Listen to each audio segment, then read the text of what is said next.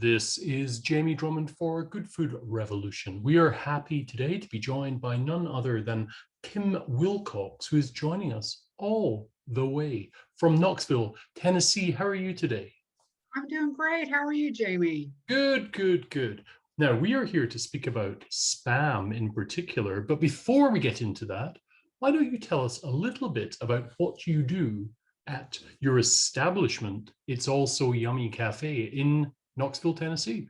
Yes, we make lots and lots of great homemade food. We are known for our specialty grilled cheeses, and we have over 15 of them on the menu every day. Good Lord. Yeah, it's a lot. And we also then do like homemade soups and other salads, and we make homemade ice cream there as well. So it's kind of a little nichey comfort food type slice of heaven. Lovely, lovely. Now tell us a little about your history in the industry. Well, I grew up in a long line of people who love to cook. Right. None of them were chefs, but had a German grandmother, I had a Southern grandmother, I've got a stepmom who does a lot of Norwegian cooking. So I've been exposed to food and cooking and the appreciation of where everything comes from and how different things can be my entire life. So I've always enjoyed it. Like, to me, it is a great stress reliever to be able to get into the kitchen and to be creative. That's what I really, really love. So I did not spend the better part of my career in the food industry. Actually, I worked in the TV industry for a long All time. right. Oh, I see. Yeah, I worked in TV for a long time until one day I realized what my really deep burning in my gut passion was, and it is food. And really took a leap of faith and left the TV world and went in and opened this little cafe that we have in Knoxville. Fantastic. Which brings us to this cookbook here, which is where I came across your name. The Ultimate. There we go. Yes. The Ultimate Spam Cookbook. There we go. My background is messing with that. There we go. And you have a couple of recipes in there. Yes. Tell us about your relationship with spam and when you first came across spam. It's my dad is probably responsible for all those things, food things like spam. Like, he would eat, he's the king of weird concoctions. Okay. He would make like, as kids, I remember him making like a Braunschweiger sandwich. I excuse my ignorance. I don't know what that is. It is kind of like a spam, but it's a German, real soft type, soft meat. Okay.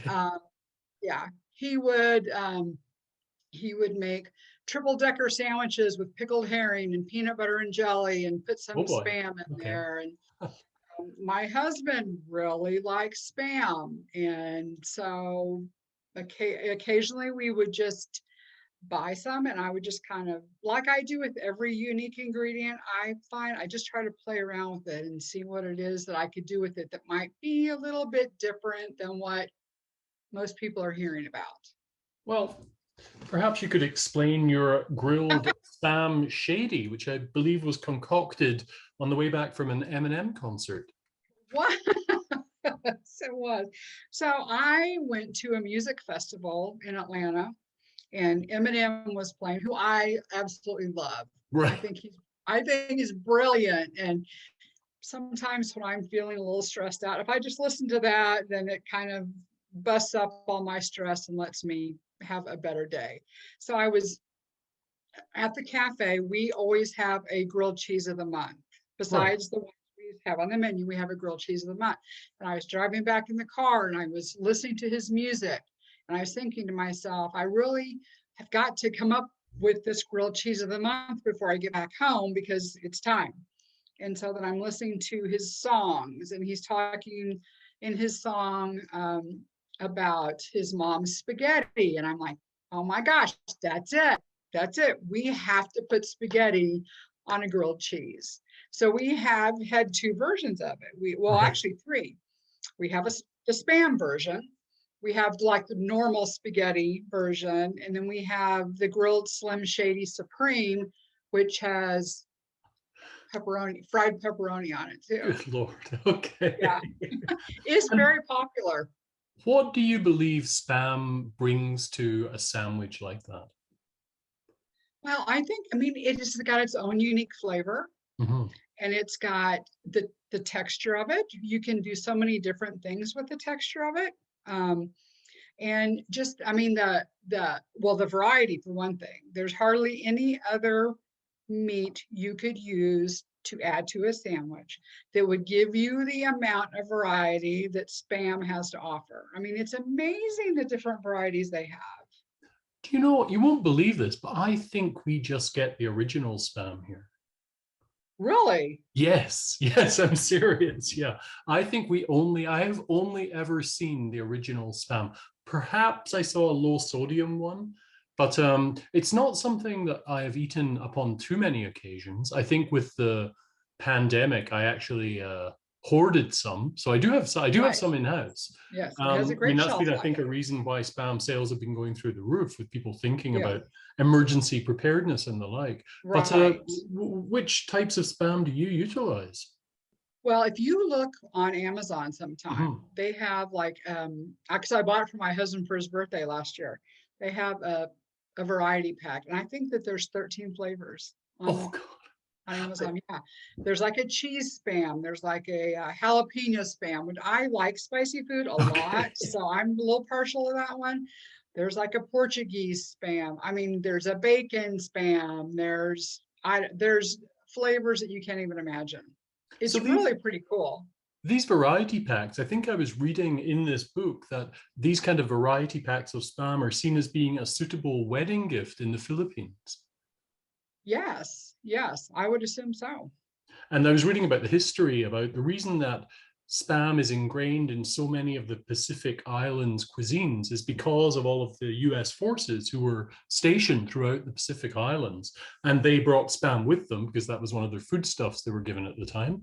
And that's why it's ingrained in a lot of the Pacific Islands cuisine, Yes, in yeah. I mean, particular their Hawaii. spam kind of originates in Hawaii. Yes. Yes, yeah, yeah, yeah. Now, the other recipe you have here,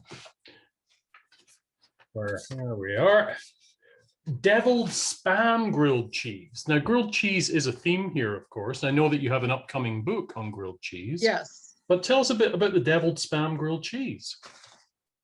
So that was another one that, when I go through the process of coming up with a new grilled cheese every month, sometimes it's something I can quickly decide on. Right. Sometimes it's I can find one unique ingredient and I kind of build out around it. And sometimes it's themed seasonal, or like the song thing. Um, but the deviled bacon was one I was kind of thinking, looking. So I was sitting looking at the board and thinking, what don't we have? What do we already have in the cafe that I could utilize and make a sandwich out of? So it started first. Our deviled bacon was, we make deviled eggs, and then we make our grilled cheese. We use cheddar and American cheese, and we use for the most part bacon on it. And then we top it. Then we put all that together. Then we cut those deviled eggs up into fours and put it in the sandwich. That's the question people always ask. Is that deviled egg in the sandwich? And it is. So then we did the version with Spam and substituted out the bacon I and see. fried the Spam to get it really good and crispy. I mean, you want it crispy, like I like super crispy bacon. So we wanted it super crispy and put that Spam in there with it. It's so good. So So good. when does your grilled cheese book come out? I think the grilled cheese book is slated to come out in September. Okay, okay. I guess it's a good Yeah. time for that with everyone looking for comfort food and the like. Yes, they have, grilled cheese is one of those things that it was kind of popular. I mean, everybody's had it growing up because it was kind of the easy thing to Yeah. make for your kids when they were young. And then it kind of went through this little resurgence of gourmet type grilled cheeses. Oh, like the And hipster grilled cheese. Yes, yes. yeah, so I have done over 100 varieties of grilled Oh, cheeses wow. Okay. in the time that we've been doing the grilled cheese of the month. So it's fun to me. It's a lot of fun. So we mentioned the pandemic there. How are things impacting you right now down in Tennessee?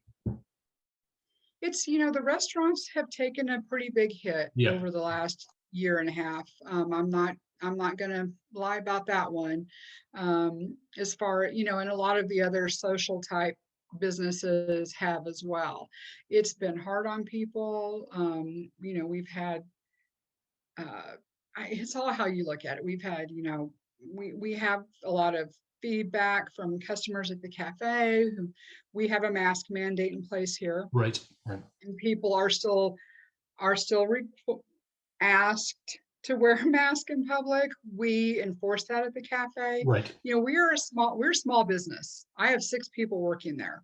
If one of us gets sick, we all are out and the Yeah, business I hear you. closes for a Yeah. while. Yeah. And I owe it to the people who work for me to keep them as safe as I possibly can. And we've had people who've lost their businesses. Wow. Fortunately, we've never closed. We had a period where we could only do takeout, and Mhm. you just push through it, and you just hope and pray that the next day is going to be better. But there's been a lot of sick people. Unfortunately, there's been, like everywhere, Yeah. a loss of life. Schools have now gone to, they have their choice of virtual Yes. or they can go in person. I think they're still trying to decide what they're going to do for the upcoming fall school year. Right. It's just lasted a lot longer than I thought it would.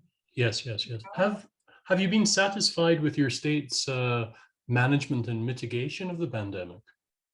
I think that is just like it's, everybody has their own opinion about Yes, that. yeah, yeah. Our governor has been very, in my opinion, very conservative about how he chooses to mandate things in the state of Tennessee. But also the county that we live in is a large county. Right. So he has given the power in our county, along with a couple other ones, to the mayors and to the county health I department. see. So I see. we are not really mandated by the state. Our local health department decides when we have mask mandates, what our capacity Right. is, what closing time is. So I think that it's been fair. I mean, it's, you have to look at the big picture. Yeah. You And have to look at the big picture. you received both your in I have. both of your Yes. jabs? Great. Okay. Well, Yes, that's good I have. news. I I think have. at the rate things are going in Canada, it will probably be 2025 when I get mine. So My gosh, we'll see what that's happens there. unreal. That's So I always like to end these interviews on an up note. What would be the most valuable thing that you have learned throughout these months of pandemic? is to just keep pushing, is Mhm. just to keep going. There are days when I didn't want to, and there were days when I said, I'm done, I'm gonna throw in the Yeah. towel, Yeah. I'm tired. And then I had my 2.5 hour pity party and got it out of my system and stood myself up and said, I'm gonna get through this Yeah. and we're gonna win. And I think you just have to keep, and that's the way with a lot of things in life. It's not always gonna work in your favor, but you've just got to keep going. You just have to keep your eye on the prize. I hear you there. Well, stay safe down in Tennessee, and thank you very much for joining us on Good Food Revolution today. I am going to break into some of that spam I have downstairs. Unfortunately, all just the original spam, but I think I'm going to go for this deviled. I like deviled eggs, so I think I'm going to try this deviled spam grilled cheese and see how it You turns need to out. try that. I think you Thanks. would enjoy it. I'll let you know how it goes. Thank you so much. Okay. Bye for now. Thank you, Jamie. Bye.